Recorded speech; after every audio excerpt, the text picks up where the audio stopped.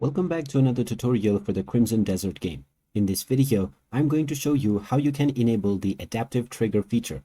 So let's get started right away. First of all, open up Crimson Desert on your device, and once you are taken into the home page, you can directly continue playing from wherever you last left off, or you can go into settings by pressing the start button. If you are using your keyboard, you can also get here by pressing the O button.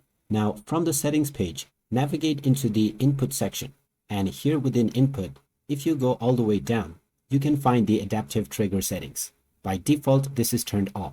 So if you want to enable it, simply set this toggle to on and then press the apply button. You will be asked whether you would like to save your changes. So tap on apply once again. And now the adaptive triggers have been turned on.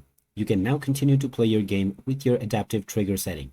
In order to change this setting once again in the future, you can come back to the same page. And from the input tab, you may once again turn off adaptive triggers. And that is how you can enable adaptive triggers on the Crimson Desert game. If you find this video helpful, don't forget to drop a like and subscribe for more tutorials in the future. Thanks for watching and see you in the next one.